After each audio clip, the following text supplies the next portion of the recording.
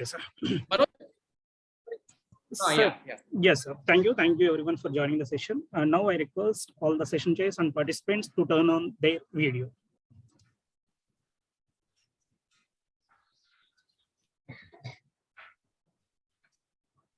Yes, sir. Thank you for everyone. Thank you everyone for turning on their videos. I am taking a single snap of this. Yeah. Thank you, sir. And now let us get into the papers, sir. In this session, we have papers, almost 6 papers to be presented. May I request the session chairs to start the session? Yes, please proceed. Yeah. So, let me invite my first paper ID, sir. Okay. Now I invite our first paper present ID. 1 second, sir. 28, I guess. 28, sir. So I request 28 to start his presentation. Shall I start, sir? Shall I start the screen sharing? Yes, sir. You can. Sir, you have to stop the screen sharing, sir. Then Okay. it's to disable. Yeah. Sunil, make him co-host. 1 second, sir. Sir, your name is Anand Venkatekrishnan, right? Anand Venkatesan, sir. Okay. Yes. You are ready to share your presentation, sir.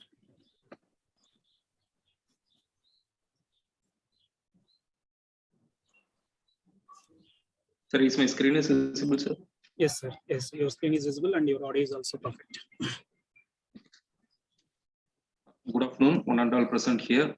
My name is Anand Venkatesan. My research topic is on the design and analysis of quad element UWB MIMO antenna with various mutual coupling reduction techniques. My flow of presentation will be background, literature survey, problem description, methodology, results and discussion, conclusion, and references.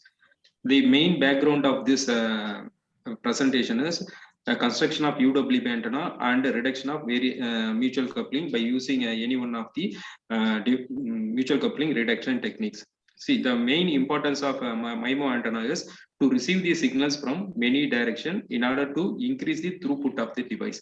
If you use only one antenna, means the received signals may not be good enough to reconstruct. That means the signal may be affected by the fading effect. When you use the multiple antenna for receiving the signal in various directions, means the performance of the device may be increased.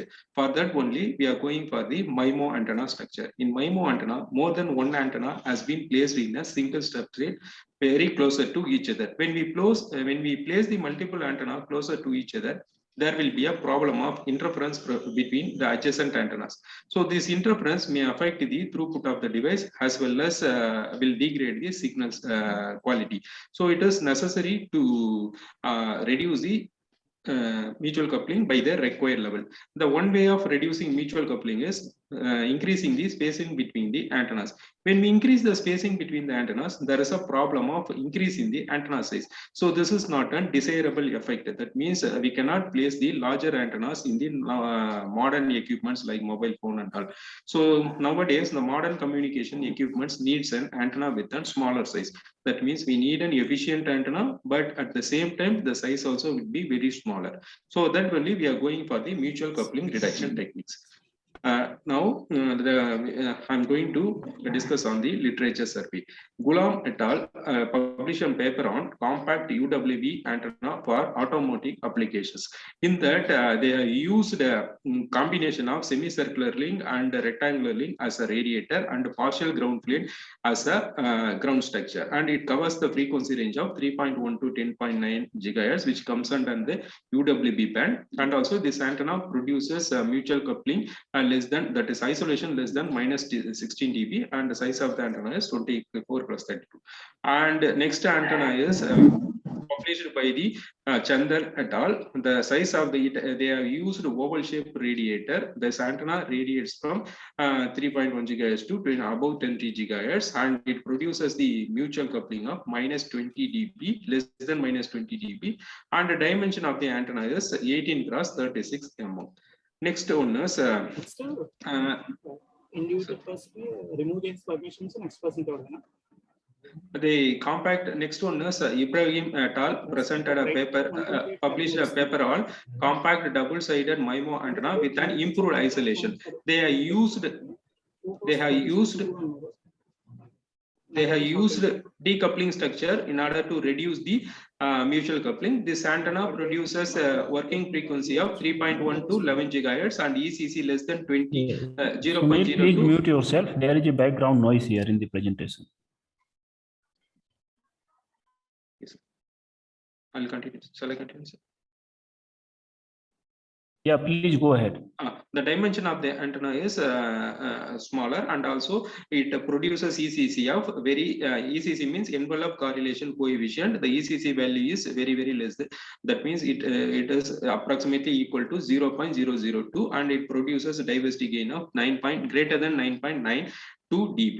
And next, Tibari et al. Published a paper on neutralization line technique based 2 and 4 port high isolation MIMO antenna for UWB applications. They have used 4 antennas, and they have used neutralization technique for reducing the mutual coupling. So in this technique, the isolation comes a very lower value, less than -23 dB, and ECC approximately equal to 0.039 and the diversity gain is 9.59. So the main the problem description is we need to use multiple antennas in order to receive the signal from multiple direction. At the same time, the antenna also should be smaller size. So without compromising the antenna size, we need to produce a better throughput, as well as we need to receive the better quality signal. For that, we have proposed 3 techniques. Any one of the technique can be used in order to reduce the mutual coupling. They are, without increasing the antenna size, we can reduce the mutual coupling by employing any one of these 3 techniques. One is by using the stubs in the ground plane. Second one is using decoupling structure in the ground plane. Another one is using of neutralization line at the radiator side. First, we have before constructing the MIMO antenna, it is necessary we need to construct an unit element antenna. After constructing a unit element antenna, this unit element will be used as a fundamental structure for the construction of MIMO antenna.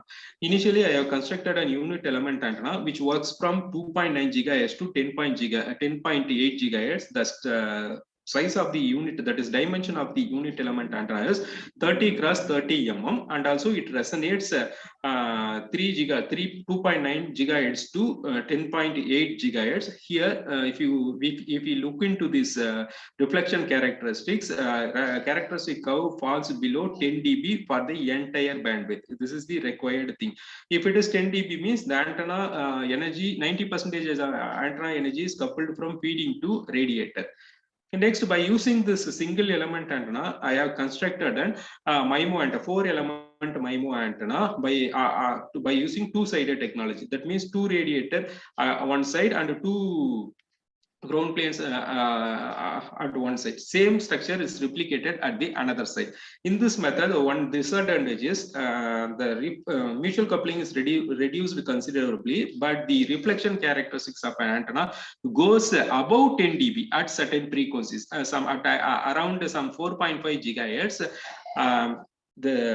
The reflection characteristics goes above 10 dB. This is undesirable characteristics. So we need to reduce the reflection coefficients below 10 dB. At the same time, we need to maintain the lower values of mutual coupling. For that, we are going to next step. We are going to employ any one of the mutual coupling, namely decoupling structure, neutralization line, and stubs in the ground plane.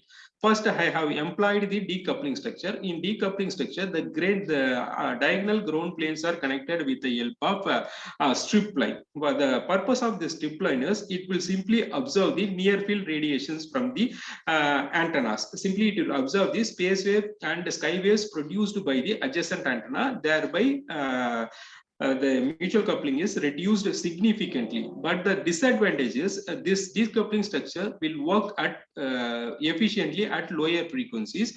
Whereas at high frequencies, this decoupling structure itself will act as an antenna and it will produce a radiation. So this may affect the performance of the device. So that this method is suggested suggested only for low frequencies. As the frequency goes higher, this structure may degrade the system performance.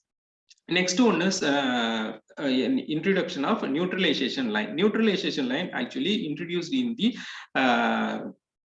radiator side. That means a strip line will be used to connect the two radiators. The function of this strip line is it will take the current from one element and it will invert the phase of that particular element, and that inverted current is used to cancel out the current which is coming out from the other element. So in this way, the mutual coupling of an antenna, MIMO antenna, has been reduced. But the disadvantage of this method is there is no specific procedure for where to connect the line and what should be the length of the line, what should be the thickness of the line. Like that, there is no specific procedure. The only thing is, in trial and error method basis only, we can design this line and we can connect the between the two antennas. Next two method is introduction of stubs in the ground plane. This introduction of stubs, this method works very well at the low frequencies as well as the high frequencies. The function of the stub, it will absorb the radiation from the one antenna and it will stop reaching at the another antenna. So in this way, this antenna that means isolation characteristics of an antenna increased considerably. But the disadvantage of this stub method is the stub has to be constructed while we are designing the unit element itself. After constructing the unit element, when you introduce the stub in the ground plane, means it may degrade the system performance.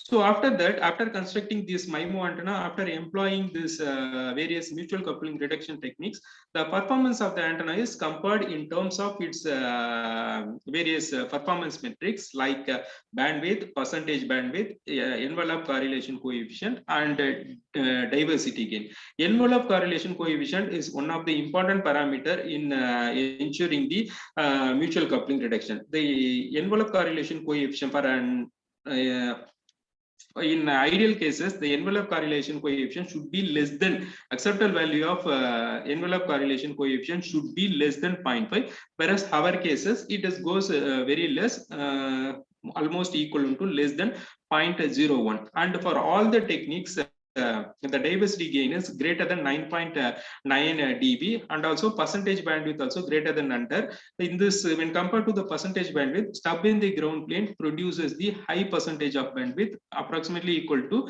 127%, and also ECC value is very less than 0.01, and diversity gain also greater than 9.9 dB. From this, what we conclusion is, here initially MIMO antenna has been constructed, which works from 3.1 GHz to 10.6 GHz. After constructing the MIMO antenna, after constructing the unit element, a MIMO antenna is constructed on double-sided basis. Okay. After constructing the double-sided MIMO antenna, various mutual coupling reduction techniques are applied, like decoupling structure, neutralization line, and stub in the ground plane. Out of these three techniques, ground in the stub produces better result in terms of percentage bandwidth as well as ECC value. So from this, what we can take is, out of these three techniques, stub in the ground plane produces good results in terms of performance metrics. These are the references. Thank you, sir. Thank you, So, Ananda Venkateshan, for your one question from my side. Sir. Yeah. So, can we design some automated method which can design different types, different shape of the antenna, and automatically compare them and give you the optimal result? Which one is the best for a given desired parameters? And I didn't use any optimization methods, sir. Manually only I have used these of the techniques and checked, sir.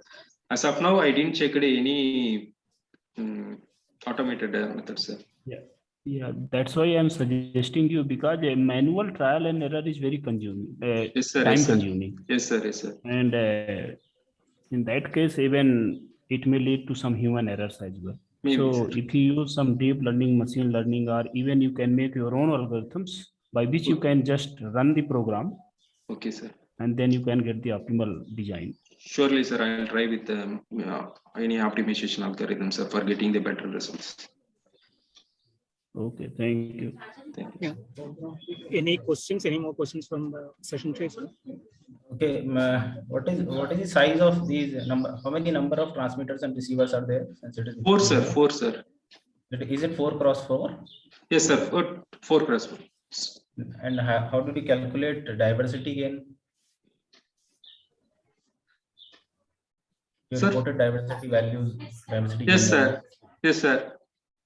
So So how root do we 1 calculate- minus ECC square, sir.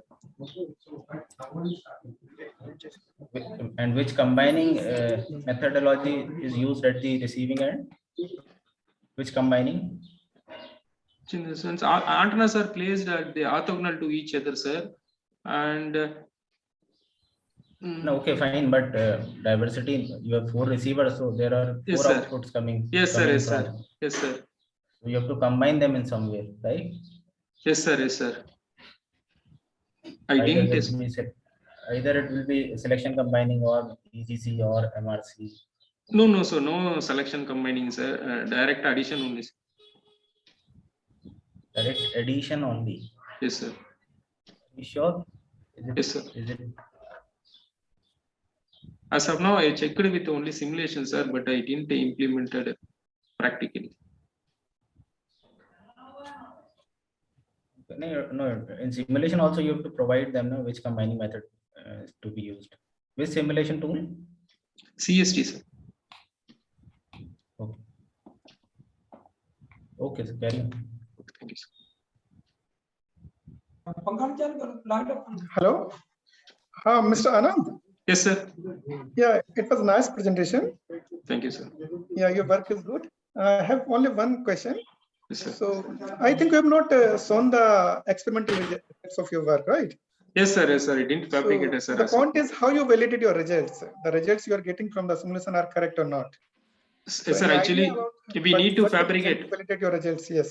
Yes, we need to fabricate this antenna, sir, using FR4 substrate. After fabricating the antenna, we need to check the results with the vector network analyzer, sir. Then only we can validate, sir.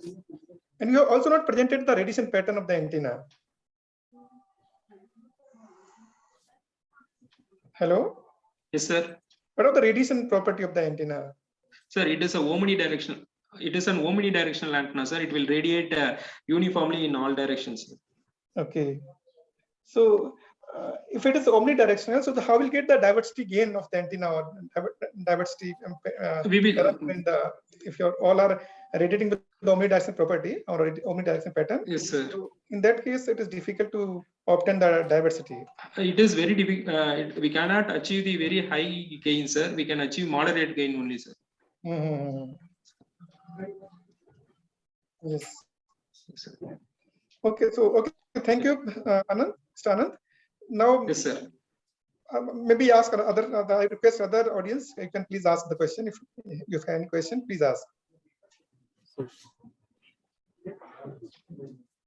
Any other Yes, question from either participants or session chairs? Any questions? Yeah, it is done from my side. If you have any question, please proceed. Sir, in that case, shall I conclude the first presentation? We are even. Yeah, I think so. Yeah, thank you, sir. Thank you, Mr. Anand Venkateshan. Thank you for your presentation, and thank you to the session chair also.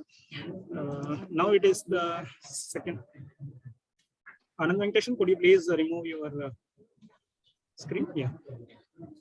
Now I request paper 118 Renika Chaudhary to present her presentation.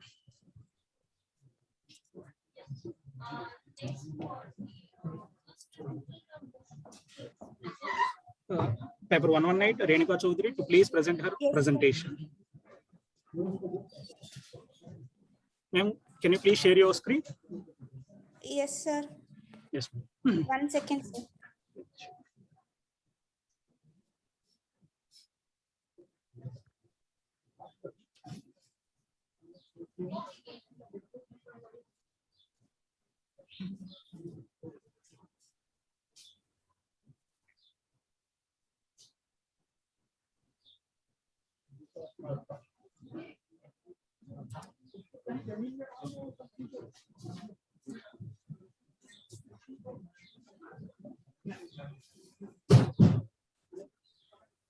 Sir, is it visible, sir? Ma'am, your screen is visible, but could you please enlarge your screen, make it full size? Yes, Please make sir. it full screen.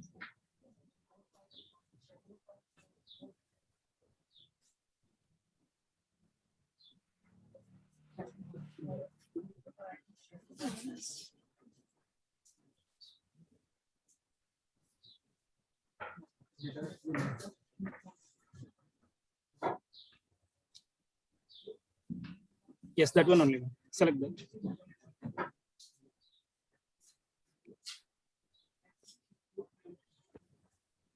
Can you start, sir? Ma'am, still your screen is not visible. Ma'am, could you please make it full size?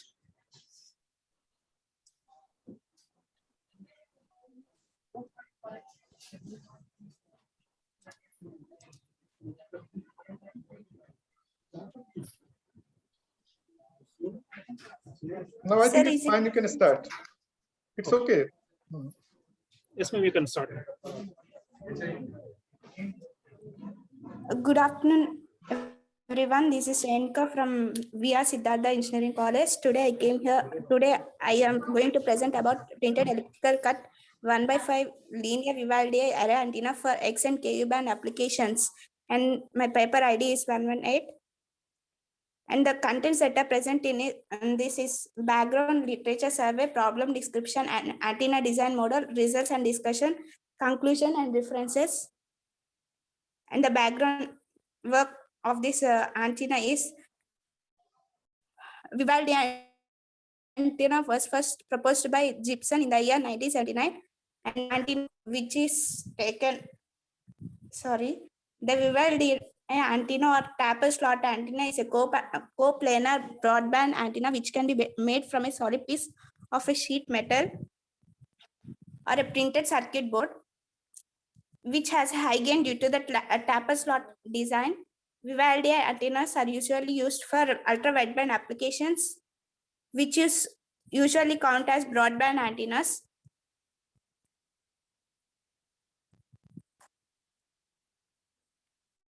And the next thing is literature survey. In the literature survey, the reference paper that is taken is taper slot Vivaldi antenna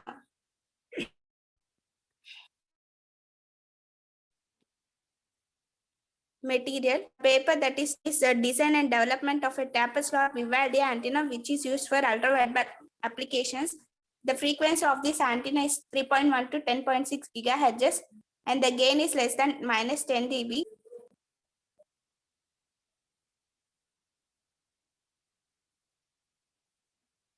Sir, is it audible?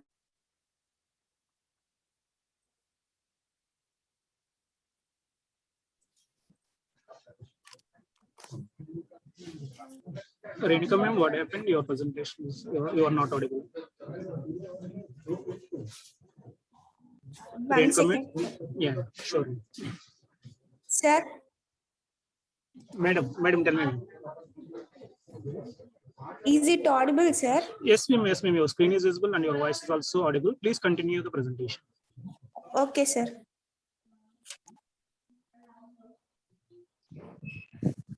A reference paper that is taken is N. Vignesh, G. Kumar, R. Brinda, and the material that is taken is taper slot Vivaldi antenna. The method is design and development of a taper slot antenna for ultra wideband application, and the size of the antenna is 30 mm into 24 mm into 1.6, and the frequency is from 3.1 to 10.6 gigahertz.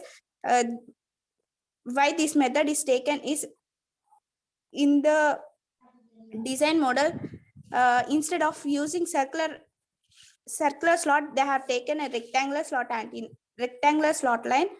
So this method is, so that's why I have preferred this method. And the second reference model is a Lee Sang, Sharon Wa, Gang Liu, and etc. And the material that is taken is Vivaldi antenna. A method is high gain UWB antenna loaded with reconfigurable 3D phase adjusting lens. In this, we have used a FR4 substrate with a relative permittivity of 4.4, and the Viva-LDA antenna is designed to cover UDP applications from 6 to 18 gigahertz by using CST software. And the problem description is a novel approach is theoretically analyzed with equations designed and implemented using a rectangular cavity and 2 elliptical cuts. The Vivaldi and linear antenna has been developed. By using the elliptical cuts and rectangular cavity, bandwidth improves drastically, and the antenna can work in the frequency range from 8 to 19 gigahertz. Simulations are carried out for both the single antenna and 1/5 linear array antenna, in which 1/5 linear array, the only central element is excited and all the elements are terminated. And a prototype of array was developed by using CAD model support, and the thin relative permittivity epsilon r is 1.4. Experimental results are also carried out. This design is mainly used for X and Ku band and ultra wideband applications. And this is the antenna model that is taken. And this is the 1/5 linear array antenna. And this is a feed line for this. In this, why I have not taken a circular slot, because circular slot line is used for circular slot lines cannot be sorry.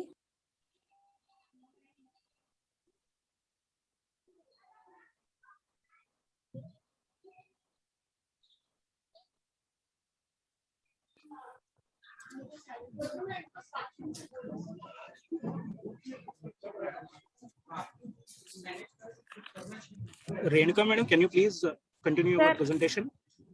Yes, sir. Yeah.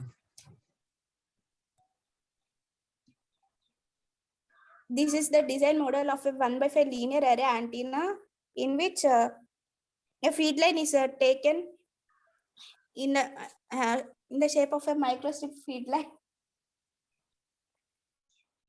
In the shape of a microstrip feed line, and we have taken a rectangular slot line because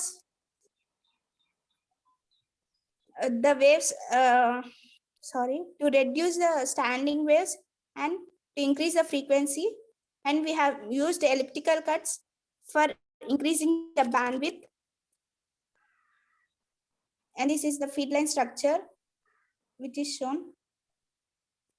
And these are the results for VSWR, and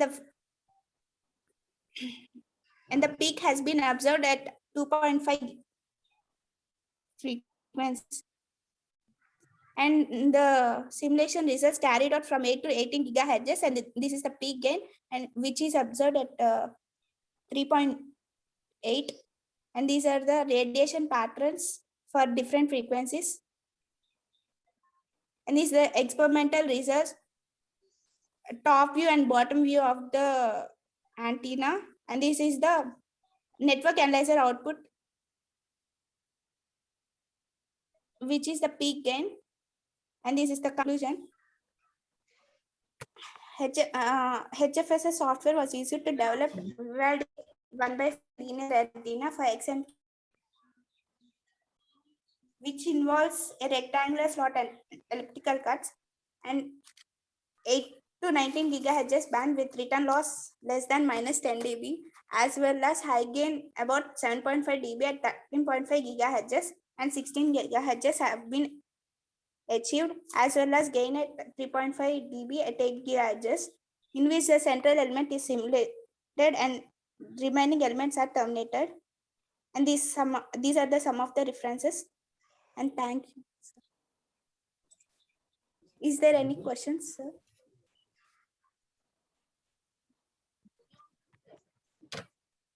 Hello. Sir? Yeah, Renuka. Sir? Yeah, it's a good word. So yeah, my question is what are the reason to taking the 1x5 array? Sir, Why you taken a specific 1x5 array? What are the reason behind taking 1x5 array or by taking 5 elements? You got the question? And this Yes, is sir. this is 5 element, right? Yes, sir. So any specific reason to choose this 5 elements? No, sir. No. Okay. You should have in mind that how much gain you want to have from your array, or how much gain you accordingly you can design you can take the number of elements in the array.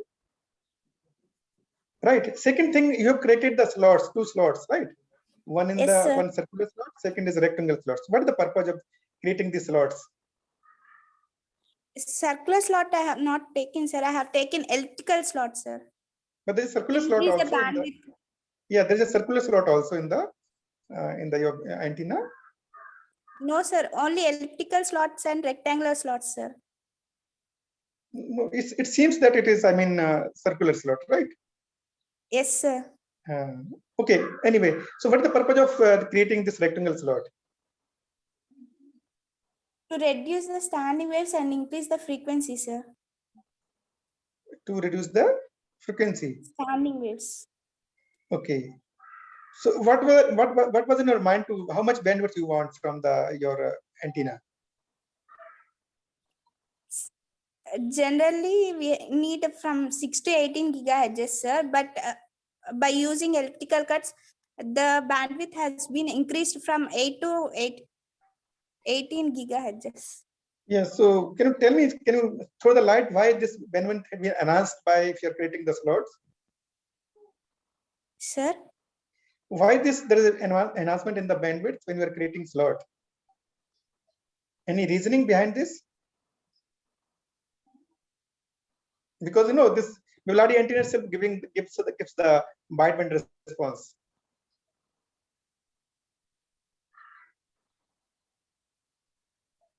sir. So physically, I mean, what this slot is doing, or how it is contributing in the bandwidth enhancement for your antenna.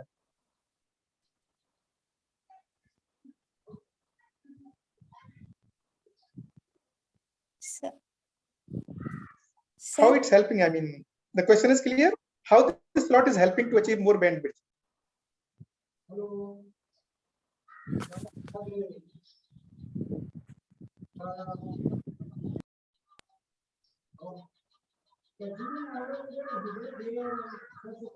Renuka, I think, thank you. You have given nice presentation and have done good work.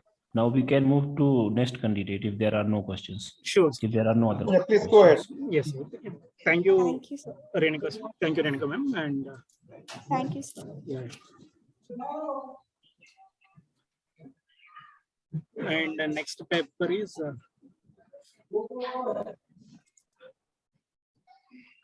now. Yes, one second. Now I request paper ID 330, Ms. Nilesh Das sir, to present his presentation. Ms. Nilesh Das sir, paper ID 330, please present your presentation.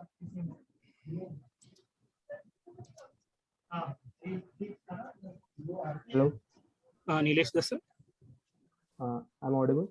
Yes, sir, you are audible. Please share your screen.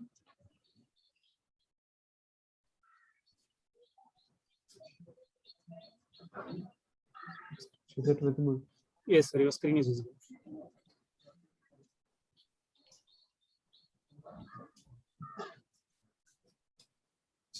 So, my name is Nilesh Das. I'm a final year undergraduate in IIT Raipur, IT department, and the title of our paper is Survey on 6G Communication. And our track is Network and IoT Intelligence. So, this is our table of contents. Abstract, introduction, use cases of 6G communication, requirements and infrastructure, 5G to 6G comparison based on KPI, challenges to 6G communication, and conclusion and references. So coming to abstract, today 5G mobile systems have already been widely deployed. So now is the time for industry and academia to investigate the next generation of mobile communication. And this research provides an abstracted survey on a 6G mobile system, which will forecast the growth trajectory of mobile traffic and subscriptions till year 2030, and visualizing new use cases and apps, and calculating the use case scenarios. So we will discuss the use case scenarios and requirements and infrastructure and challenges which will be presented in the 6G communications. And we will also present the 5G to 6G comparison based on the basis of key performance indicators, uh, which will be key differences between both technologies. So the use cases of 6G and their objectives are accessed statistically, and important performance indicators will be compared. So at last, a review of challenges faced by 6G communication system will be covered, that are terahertz sources and path loss and channel capacity. So in 2019, the new age of 5G wireless connectivity was brought, and it pervaded all sectors of life, and uh, in economic and social benefits. And in this survey, we will suggest 6G visions that will pave the development of 6G and beyond. So based on the current and forthcoming wireless communication development, we expect 6G will be including three important features, that will be mobile ultra broadband, super IoT, and artificial intelligence. So the 5G system was an innovative wireless communication architecture that used service-based design instead of a communication-oriented design uh, to accomplish connected things. So earlier generations, unlike earlier generations, 6G will change this progression, and it will change from connected objects to a connected intelligence. So this will transform three areas, that is new media, new services, and new infrastructures. So, so a 6G system is intended to use a powerful artificial intelligence and in various domains, collecting and transmitting and learning data quickly and effectively. So 6G communication will also have a more robust security and protection of personal information with the help of distributed and decentralized AI. So, so decentralized machine learning solutions like federated learning will be becoming increasingly important in 6G. So use cases include in this table. So like extended reality, the applications are in your immersive gaming, remote surgery, and remote industrial control. So key requirements are high data rate, low latency, and high reliability. Similarly, holographic telepresence, multi-sense experience, tactical internet for industry, intelligent transport and logistics, ubiquitous global roaming, and persistent intelligence, which have typical applications which are displayed in this table. So, coming to next slide. So the use cases will be divided in three cases, like new media, new services, and new infrastructure. So new media will include services such as virtual travel, virtual gaming, virtual teaching, which will be powered by increasing shift from augmented reality and virtual reality. And second, coming to new services, 6G will provide customers with a wide variety range of services, and it will include sectors like remote surgery, cloud PLC, intelligent transport systems, and this new technologies are intended to give better high precision and trustworthy services. So new infrastructure, 6G communication will produce various rising infrastructures, such as deep learning networks, integrated terrestrial and space, and decentralized and trustable infrastructure. So coming to requirements and infrastructure, 6G will comprise of three main uh, parts, that is artificial intelligence, super IoT, and mobile ultra broadband. So artificial intelligence includes network diagnosis and maintenance, network resource management, network planning, optimization, network analysis and production.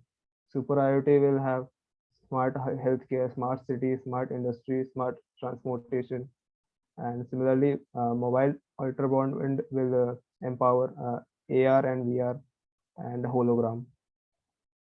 So requirements and infrastructure of 6G communication will have like a high performance networking.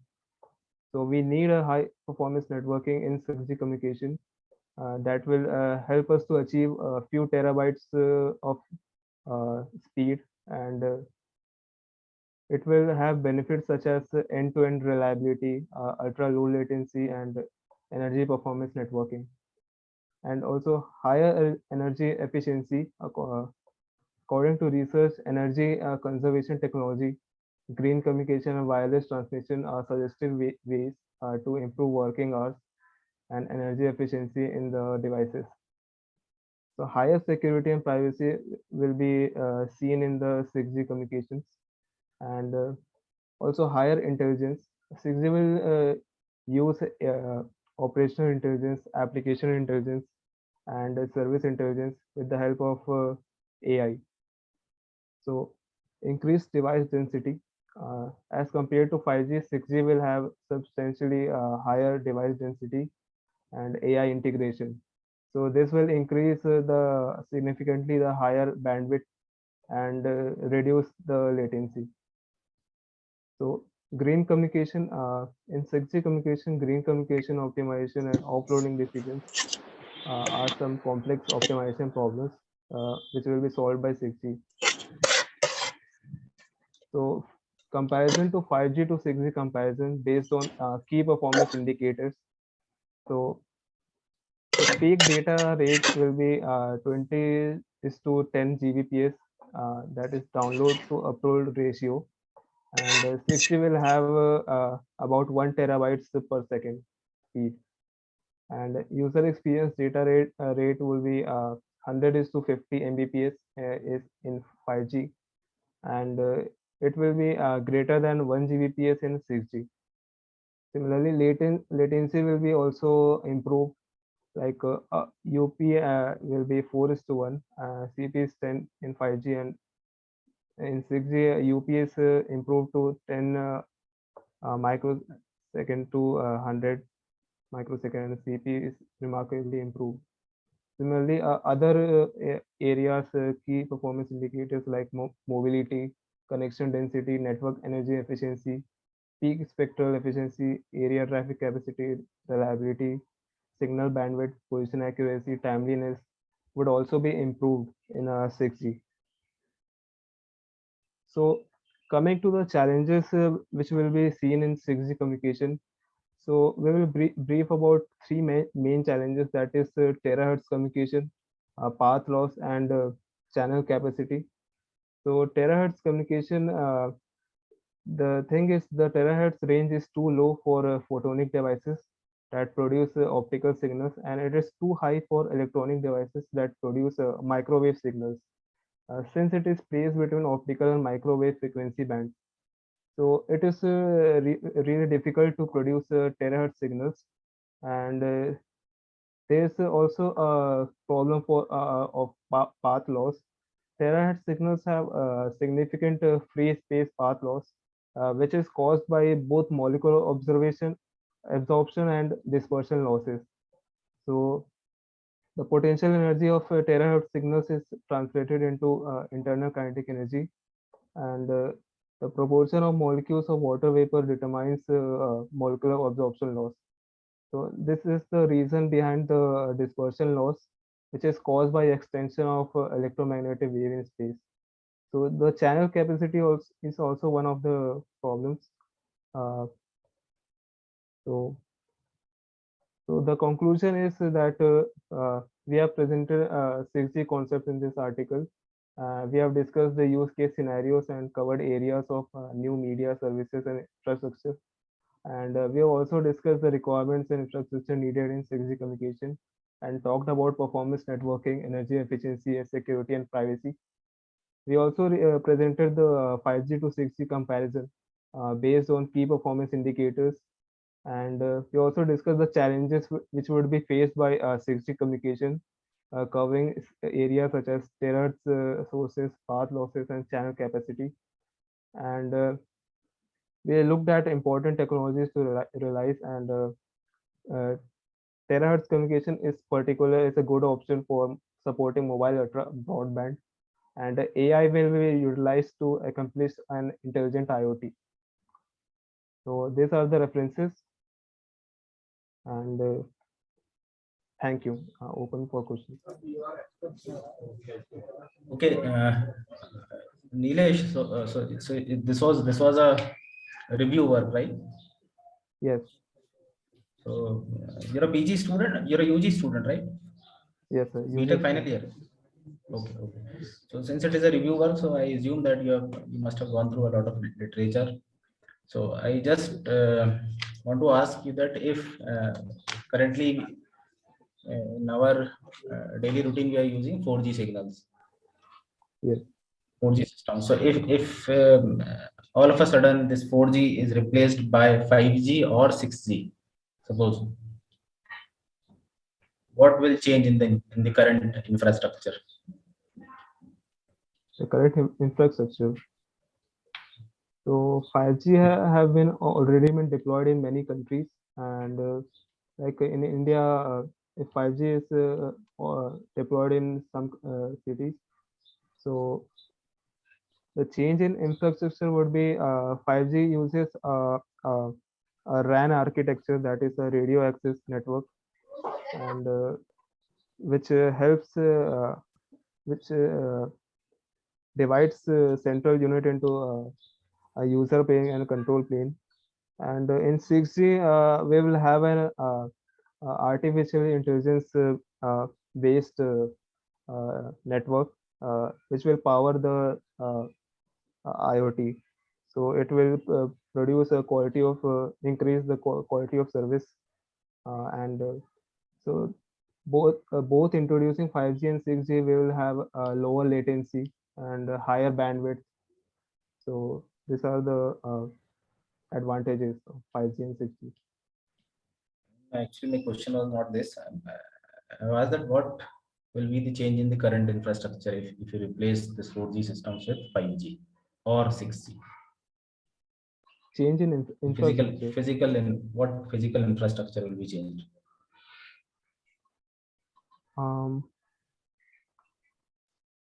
Like you need to change antenna, receiver and transmitter, something like that. So I don't know the exact infrastructure that is used in like 5G or 6G. So, but it will have a enhanced like mobile broadband and ultra reliable low latency communication. Okay, okay, leave it. One more question. In one of the slide, you said that terahertz it experiences higher loss, Yes. higher path loss. Why terahertz experiences or faces higher resistance in open air?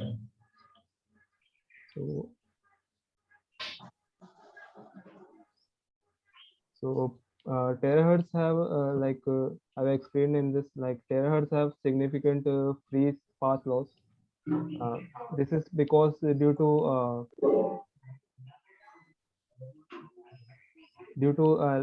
molecule absorption and dispersion losses.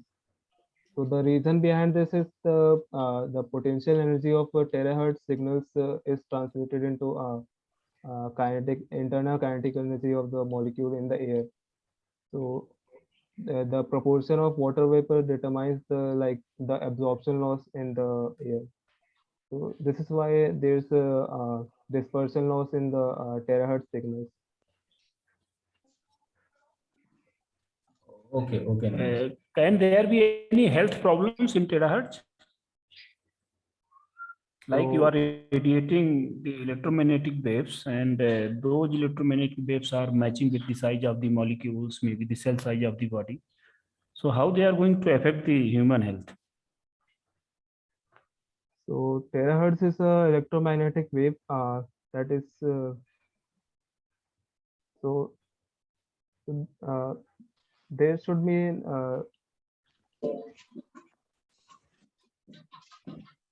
there's the health concern is not there in the electromagnetic waves for this range. Why there is no health concern? How did you come to this conclusion?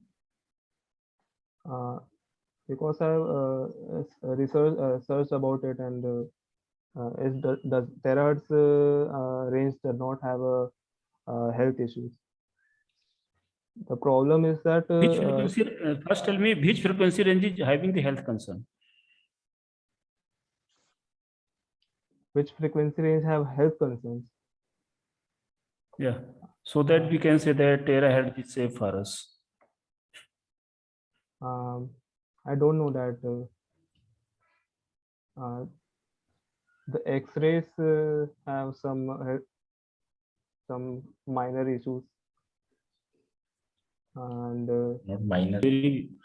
X-ray are not having the minor issues, they are having the major issues. Major And issues, most of yes. the time when you visit any hospital, you are not allowed to enter the X-ray room, isn't it? Yes. So I've not done that health concern of the terahertz range.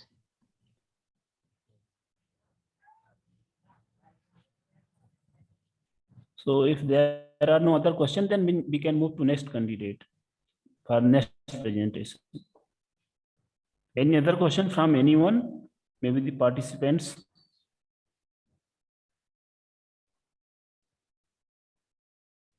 Okay, thank you, Nilesh. Thank you, sir. So can we please invite the next candidate? Yes, sir. Yes, sir. Thank you, Nilesh, sir, for your presentation. And Thank you very much. yeah, now I request Paper Ready 360 Dhanashree Shukla ma'am to present her presentation. Hello, sir. Am I audible? Yes, ma'am. Ma'am, you are audible. You are audible, ma'am. The participant screen sharing. Can you? Ma'am, can you please repeat it, ma'am? We didn't get you.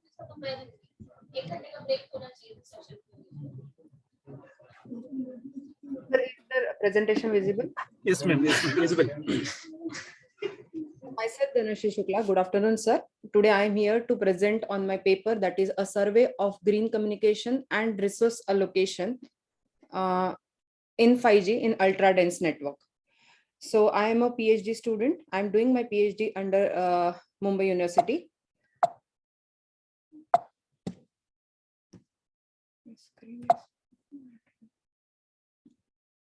So the next, my table of contents are introduction, the literature survey on green communication, the literature survey in resource allocation, future scope, and references. Sir, am I audible? Yes, ma'am. You are audible and your screen is visible. Please continue your presentation. So in this, the wireless communication changed 1G to 5G from 1980s to 2020. Currently, we are starting with some applications of 5G. In 3G, we have a mobile broadband with some email applications and some music applications. In 4G, there is a drastic change, that is the use of Instagram, Facebook, online gaming. But in 5G, there are some applications who will need the higher data rate with very low latency. So for this type of communication, we are going to increase the number of base stations. So again, in the 5G, we are using mobile from anywhere and at any time with the seamless connectivity. So 5G NR comes into the picture. That is a new radio thing, which is developed by 3GPP, which will offer the fast and scalable responsive mobile connection. Wait, sir, how I can minimize this? Yes. So 5G NR aims to offer the fast and scalable responsive mobile broadband connections. In the 5G, we are using 3 different bands, that is 600 to 850, that is FR1 band, and in under FR2 there are 2 bands, that is 2.5 to 3.7 gigahertz and 25 to 39. This last gigahertz band is generally used, it will be going to use in the IoT applications, industrial IoT applications, while 2.5G to 3.7 will be used in URLLC and MMTC. So we will study this, what is URLLC and MMTC. So in 5G, there are different key parameters, that is the connection density will going to increase, the peak average rate will increase, throughput will increase. Depending upon which parameter is important, the applications are separate out. The first application is enhanced mobile broadband, in which the data rate will be achieved, the maximum data rate will be there, that is of 1 Gbps up to 1 Gbps. Then in massive machine type communication, where the connection density can be in 5G, that is 10⁶ devices per kilometer. So in that all applications, that is smart retail, smart metering system, capillary networks, e-health systems, comes under this MMTC. And in ultra reliable low latency communication, where the latency is of 1 millisecond, that type of applications will comes under this URLLC, that is a remote surgery or a drone delivery, etc. So for all these applications, the base is we are adding a small cells. Small cells means femtocells, picocells, macro cells, along with the micro cells. So the number of additions of base stations will going to change drastically the CO2 emissions. So the next is, because of the 5G, we are increasing our number of users. So to demand for that number of users, there will be more number of base stations. So the communication technology will contribute 2% of CO2 emissions. If it contributing 2% of CO2 emissions, the bifurcation is like device manufacturing will contribute about 30%, and the maximum, again, the radio operations will give the 30% of contribution in this 2%. So the green communication and resource allocation, these two are the factors, or these two factors I'm going to study these two factors under the radio operations and the operator maintenance, that will reduce the energy consumption, and that will reduce this CO2 emissions. So the first is 4G versus 5G. If we look at, there are 8 different parameters, but the main parameter is base station density. The base station density in 4G, it is 8 to 10 base stations per kilometer square. Now in 5G, there will be 40 to 50 base stations. Again, the carbon impression per mobile subscriber will increase from 23 to 31. Again, CO2 discharge will increase from 170 to 235. So as we are in, and the last is, that is the number of base station will be increased drastically from 7.6 million to 11.2. So as this number is increased drastically, there will be a CO2 emission, and it will hamper the environment. So the green communication is one of the solution that will reduce the CO2 emission. So green communication means you are using the energy efficiently. So I have studied total 30 papers. Out of that, 34 papers, out of that 15 papers are on green communications. Researchers identified the problem areas, that if you are increasing the number of small cells, there will be an interference at the edge of cells. So they worked on this factor, that is the interference at the edge of cells. Then there are a number of cells, that is a picocell, femtocells. So between the picocell, between the femtocell, there will be an intra-interference, and there will be a inter-interference between the pico and femto. That study is under this intra and inter-interference is done. Then there is a random deployment. As we are deploying randomly the number of picocells and femtocells, the number of base stations were going to increase. This is not the case. As the number of base stations are increased and the densification occurs, so the capacity will increase. Yes, of course the capacity will increase, but it will increase the CO2 emissions. So the solution for this random deployment, there is some adaptive cell zooming. If any one of the cell is not in use, it can go into the sleep mode under the cell sleeping mechanism. Again, the area can be shrink in or shrink out depending upon the number of users. That fact is studied under the adaptive cell zooming. So there is some efficient power utilization schemes are given, and These are the solutions which are given by that authors, that is cooperative game theory, that is dedicated channels are assigned for picocell, femtocells, or there is a partial channel deployment. If the cell is not, if the channels are not in use, we can borrow the channels to the congested cell. Then there is a load balancing techniques between the main cell and the small cells. Then adaptive, as I spoke, there will be adaptive cell zooming, that is zoom in or zoom out can be there. SWIP technology can be used, that is a simultaneous wireless power transfer on the single beam, that is there will be a power and information transfer on a single beam. Then spectrum leasing, our UE itself, that the user itself can give its spectrum to the secondary user, that solution is given. Then some meta heuristic algorithm, that is multi-objective algorithm, which will solve the clustering problem, scheduling problems are studied. And then the cell sleeping mechanism, this is the most important factor, that is a cell sleeping mechanism. In the cell sleeping mechanism, the cell which is not in use can sleep, but there are different types of sleeping. There are 4 different types of states, that is on state, then waiting state, then the sleep mode, and the off state. So the cell sleeping is divided into 2 parts, that is a sleep decisions and sleep mode. Sleep decisions are taken on again on 2 parts, that is a fixed parameters and the dynamic decisions. If there are some fixed parameters like weight, quota, zooming factor, and threshold. So what is a weight? How many number of users inside the cell? Then quota, how many number of users it can be, what are the maximum number of users that can be there under the base station? So these 2 are 2 different things. Currently kitna hai and how much can be there, maximum limit, they can be fixed parameters we can set. Then zooming factor, that is if z is equal to 1, we cannot zoom the cell, but if we set that z is greater than 1, we can change the area automatically depending upon the number of users. And if z is less than 1, if there is no user, it can shrink its area.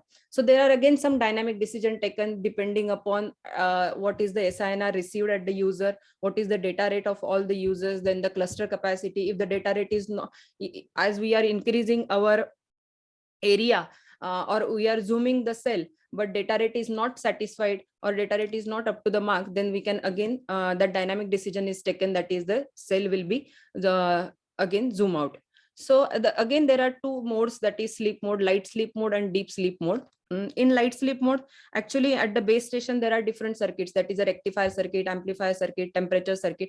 So when the cell is not in use, we can off one of the circuits out of this. So if we are making off all the circuits, then it will be in the deep sleep mode and it will take 10 seconds to be again in the network. But it is a light sleep mode, or we can say a waiting state, then it will take only 2 seconds to come into the network. And these 2 methods will nearly about saves the energy consumption up to 15 to 20%. So there are different methods under the green communication where the studied by different the references are at the end. That is SFR, FFR, soft frequency reuse, fast frequency reuse, zoom gaming technology, swarm intelligence, heuristic resource pairing, small base station sleep, and many things.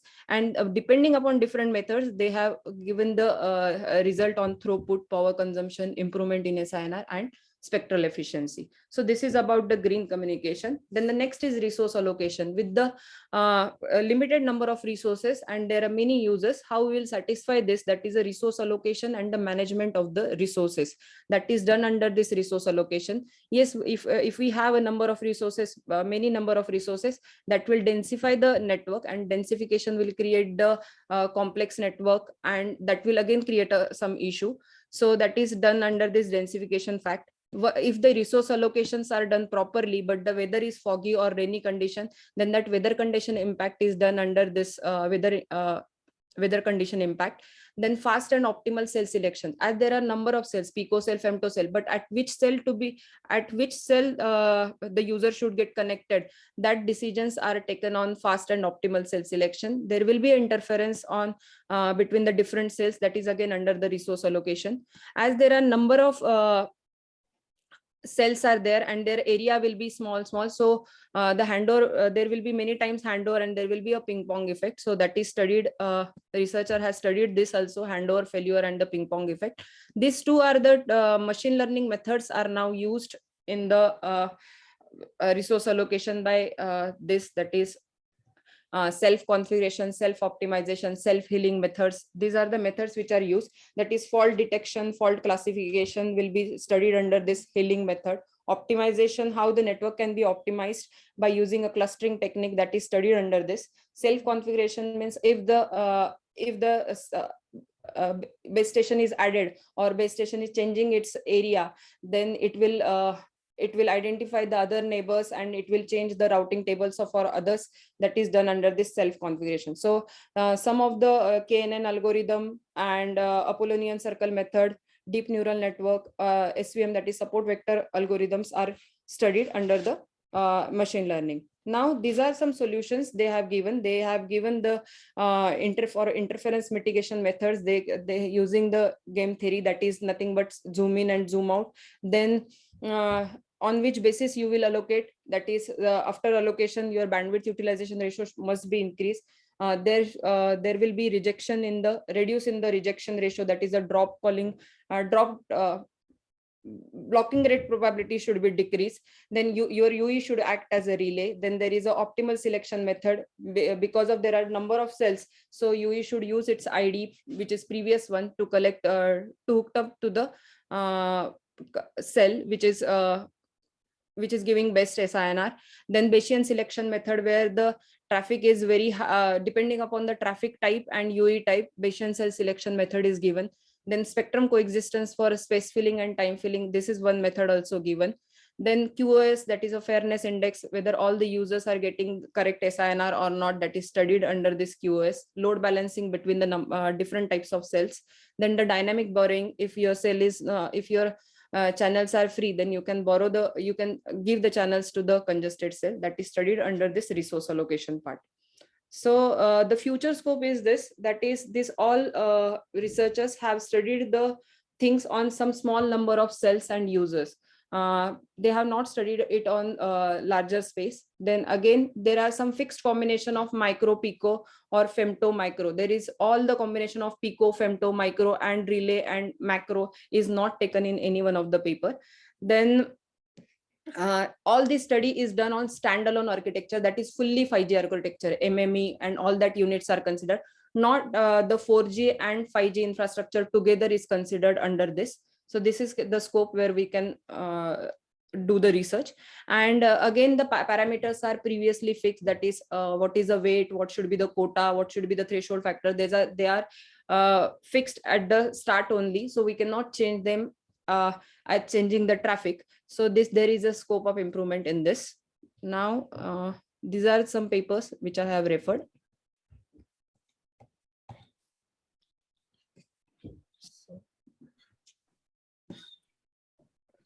Thank you, sir.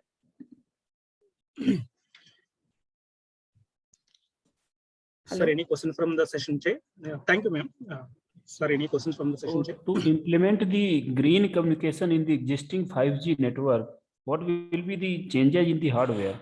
Or we are going to see through it software only, through machine intelligence, something like that?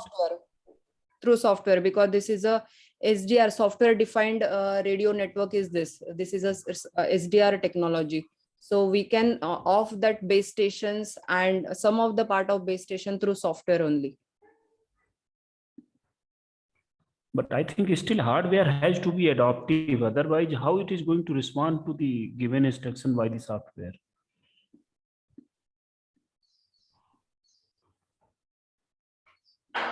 Yes, there will be the change in the hardware, but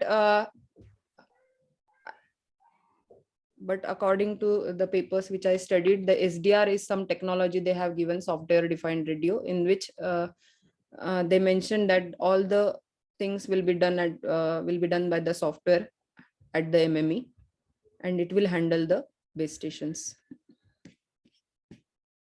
So you mean there will be minimum changes in the hardware and maximum changes will be in the software side? There will be maximum load on the MME, that is mobility. Right. So what is the size of micro cell, pico cell, femto cell, something like that, in terms of distance? Yes, the micro cell will be 8 to 10 kilometer. That is a larger one. The pico cell will be 1 kilometer. Then 8 to 10 meters will be the femto cell. So there will be changes in the meters. size. Okay, thank you.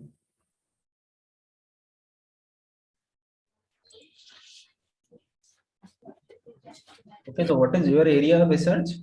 Is it more towards screen communication or resource allocation? Yes, it's a dynamic optimization of resources in 5G. Dynamic optimization resource allocation. Okay.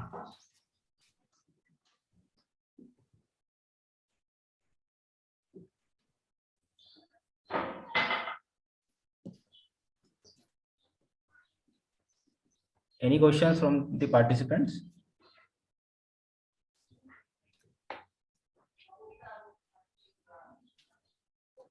So if there are no questions, then we can move to next candidate for next Yes, sir. Sure. presentation. Okay. Thank you, ma'am. Dhanasri. Okay, thank you. And now I request the last presentation in this session, paper ID 470, Anjali Gupta to present her presentation.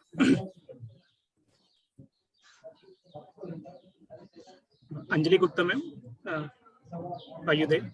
Yes, sir. Yes. Yes, ma'am. Can you please share your screen and everything? Sure.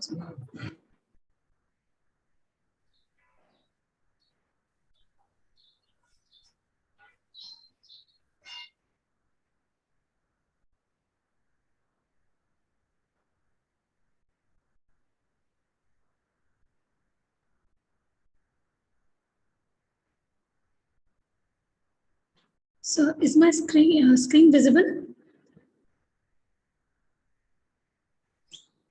Please share your presentation. So I have shared the presentation. Is the presentation visible?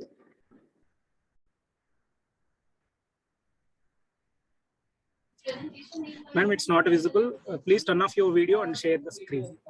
Okay. Okay.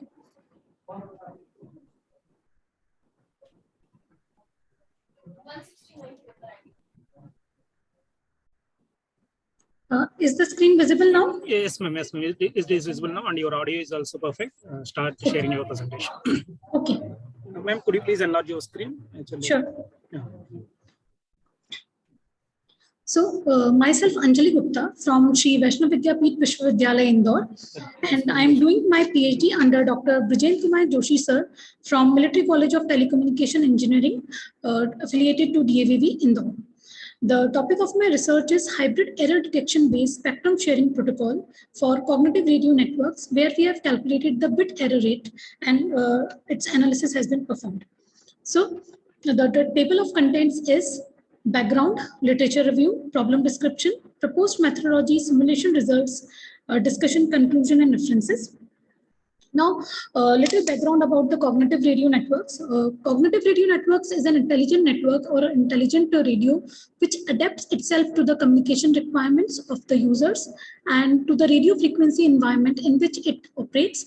And according to the regulatory and the network policies, it makes its changes. So it learns the environment, adapts its internal characteristics to statistical variations in the incoming radio frequency signal by making relative changes in the certain parameters of the radio network. So it becomes a reliable communication whenever, and it can be used wherever needed, and it is basically utilized for the efficient utilization of the radio spectrum. So here is the block diagram of the cognitive radio network, a simple cognitive radio, where a software part is there and a hardware part is there. The radio frequency front end is the hardware part, and rest of the part or rest of the work is done in the software, where the modulation schemes, coding, framing, and the type of processing is all done by an intelligent system which senses the environment, learns the environment or learns from the environment, and optimizes its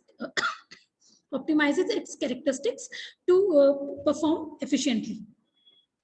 So cognitive radio network architecture has the primary users, the secondary users, and the base station, where the primary users are the licensed users and the secondary users are the unlicensed users, which have to use the spectrum which is which is not utilized by the primary users in certain time or special certain time or geographic location. Whenever the spectrum that has been allocated to the primary user, and if that spectrum is free, that spectrum can be dynamically allocated to the secondary users, and they can use the spectrum. That makes the spectrum utilization effective. So there are various cycles that goes under the cognitive radio. This is the spectrum sensing, spectrum management, spectrum sharing, and spectrum mobility. In the spectrum sensing, the radio senses the spectrums which or the primary user's activity.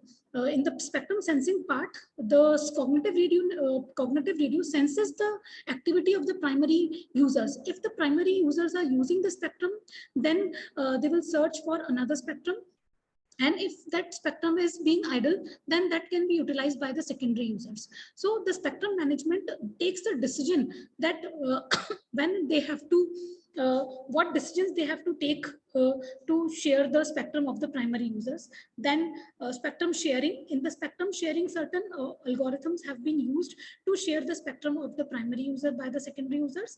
And in the spectrum mobility, whenever the primary users come back to get back to its own spectrum, then the secondary users have to leave the spectrum and switch on to the other spectrum. So there is a continuous need of spectrum sensing and spectrum mobility.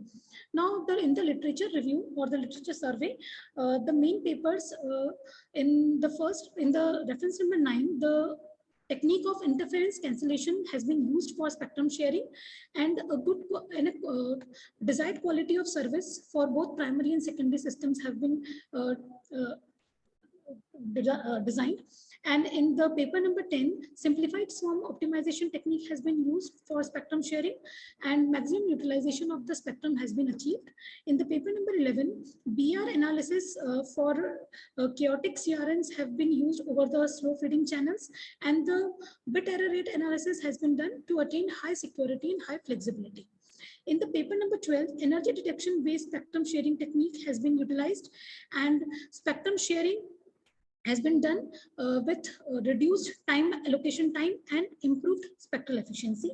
In the reference number 13, cooperative maximum ratio combining scheme has been used for error reduction and to attain the gain diversity. And they have designed an improved spectrum sharing protocol for cognitive radio networks for multi-user cooperation. These are the main references that has been studied by me. Now we have the main problem is that of spectrum sharing, how to utilize the spectrum that is present and how to share the spectrum between the primary and the secondary users, so that the bit error rate that has been calculated at the primary end and the secondary end, that can be minimized. We have to minimize the bit error rate, and by maintain a low complexity of the system. We cannot use such kind of detections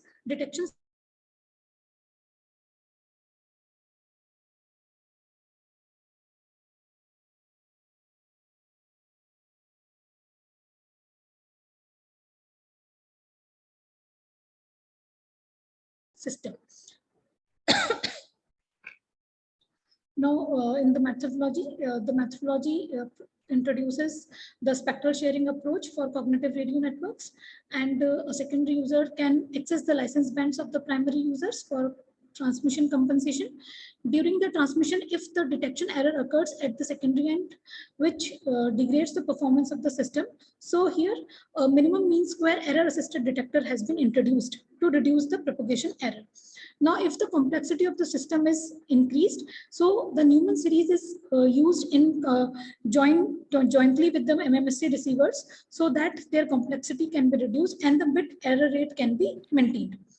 So these are the theoretical formulas that we have used for the simulation work. Here the X represents the transmitted signal, and Y represents the and Y represents the received signal, and X cap represents the estimated symbol at the receiver end. So we have to estimate by using the MMSC receiver, we have to estimate the symbol XJ. So where X where Z here in the equation, this Z represents the noise as well as the interference. This mu represents the equalized channel gain. And this is the technique for the last equation shows the technique for the MMSC receiver, where this error has to be minimized. When we take the mean square of this, then the error has to be minimized. Now, in conjugation with this, we have also used the Newman series approximation method. Newman series approximation method is used for the linear data detection in the systems, wireless systems. It is used by using the Newman series, we truncate, the truncation occurs, and this avoids the computation of any matrix, inverse matrix. This reduces the complexity of the linear data detection. So this, when the complexity is reduced, then the overall complexity of the system will be reduced. So these are the equations that has been used. Now, this is the result that we have generated by using the MATLAB. MATLAB simulation tool. Here, the results have been compared with the maximum likelihood detector, maximum ratio combining detector, and cooperative maximum ratio combining detector. And the results have been improved by so that the bit error rate has been reduced, and the graphs has been plotted between the bit error rate and the signal to noise ratio. The bit error rate analysis for various detection schemes is shown here for secondary user as well as the primary users. Now, this shows the different types of modulation schemes that can be taken. For example, if we take the QPSK modulation scheme or the VPSK modulation scheme, QAM modulation scheme, and multiple QAM modulation scheme, where we have taken the symbol, the number of symbols as 64. So by using the proposed method with MQAM modulation technique, the bit error rate can again be reduced in context with the signal to noise ratio, both at the primary end and at the secondary end. This result represents the delay from end to, this is the end-to-end delay that has been compared with the already existing techniques. The already existing techniques have calculated the end-to-end delay at various timestamps, and the proposed scheme shows that the end-to-end delay has been decreased for the proposed method. Now, the implementation has been done at the MATLAB platform, and we have assumed that the number of users is 50, and the modulation technique that we have used is multiple quadrature amplitude modulation, and the output that has been evaluated shows the bit error rate analysis, end-to-end delay, and at both at the primary user and at the secondary users.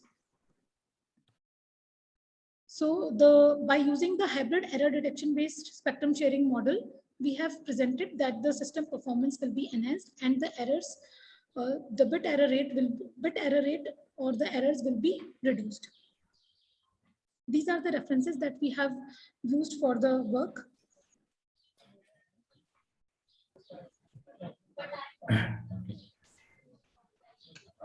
Yes, sir. Madam, how did you calculate the BER, bit error rate?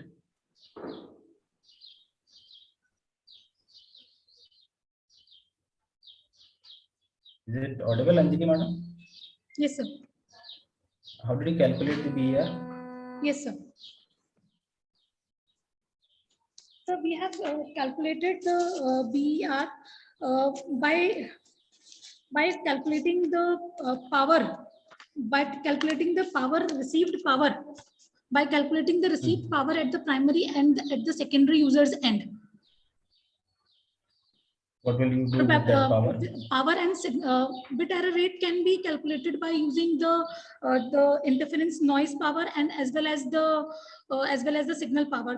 We have calculated the signal power. We have assumed that we have assumed some amount of signal power, and if the noise power is increasing, that means the bit error rate will be increased. And if the signal power is maintained and the noise power is decreasing, then we have taken that the bit error rate has been improved.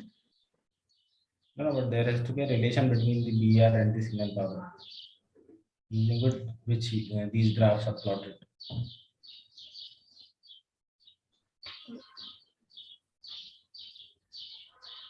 And what is the relation between the minimum, the received signal power and the bit error rate? So there is a Q function that has been used, a Q function which is used, which this Q error function is used, which works on signal power and the noise power, the ratio of signal power and the noise power. The variance that we calculate for the noise. Okay, I got it. This Q, SNR, and DR, these are the same things. Yes. These are interrelated parameters. So what is Yes, the sir. Q value? If you're calculated BR using Q value, then what is that Q value? What is that relation between BR and Q? Sir, I have used the MATLAB simulator in which these functions were already given. Okay, is it Simulink? Not Simulink, sir. MATLAB coding. MATLAB coding. MATLAB coding. Yes, sir. If you've written the script or the MATLAB code, there also you must have mentioned this BR. Yes. The relation. What is you must have written the code for calculating BR, right? Yes, sir. There you have. So, the code I have to open the code also. No, I'm not asking about the code. Yes, sir. I'm just asking what is the relation between the BR and the Q value or the SNR or the received signal power.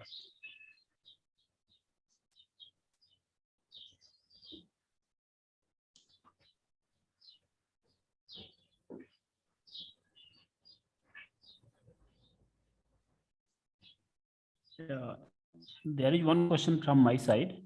What is the typical value of bit error rate you are expecting from your method or by any other method?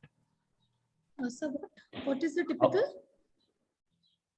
Bit error rate which is expected from your method or by any other method. Typical value of bit error rate. So the bit error rate that we have used here for various detection schemes. Suppose you are transmitting 1 million of bits. So suppose you are transmitting 1 million bits. Then how many bits you are going to have in terms of the errors?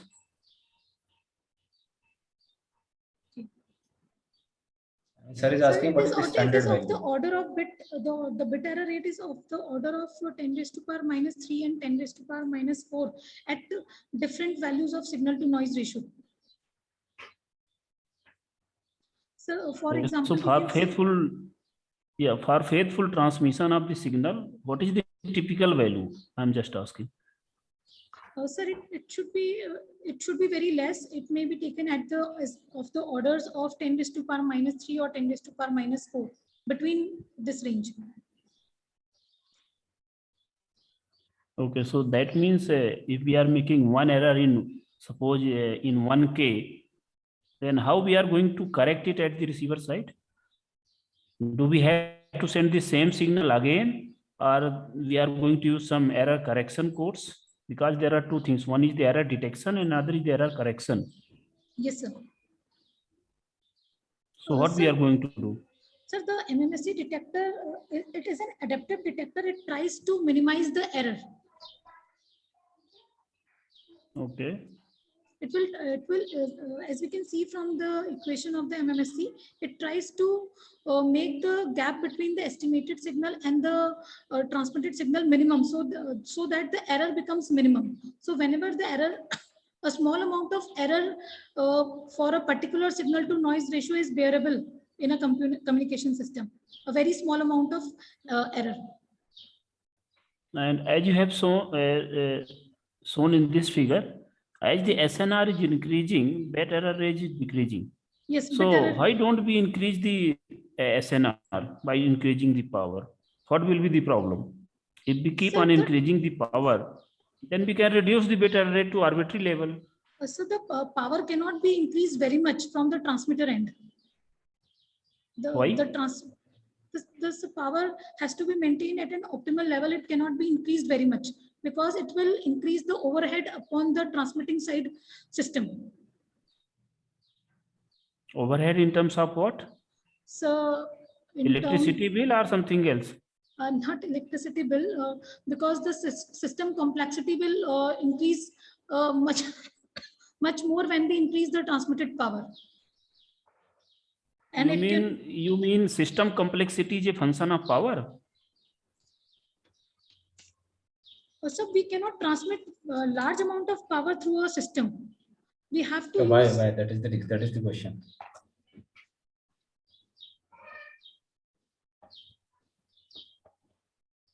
we have to maintain the power at an optimal level to transmit the bits. The power cannot be increased very much. Who is forcing you to maintain the power at optimum level? Let us increase the power by pumping more electricity with something like that, consuming more electricity power. So What will be the limitations that is not in terms of the possible. systems? Okay. Any other question, please? So I'll study more.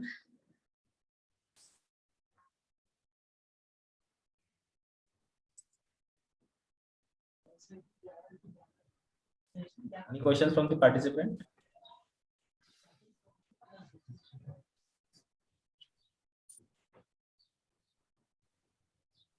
So if there are no questions from the participant, then we can conclude the session. Yes, sir. Yes, sir. Sir, with this Sanjay Man's presentation, we have finished all the papers in this session, sir. So shall I conclude the session, sir? With all your permissions. Yeah, please. Yeah, please go ahead. Yes, sir. Yes, sir.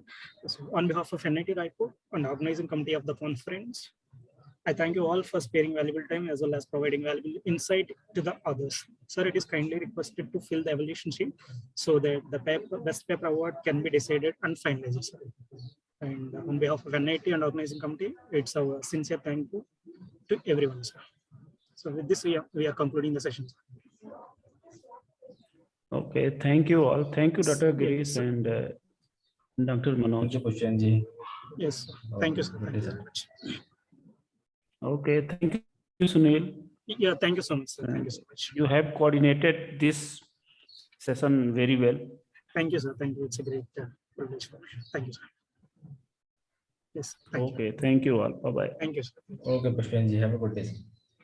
Okay, thank you. Thank you, Manoj.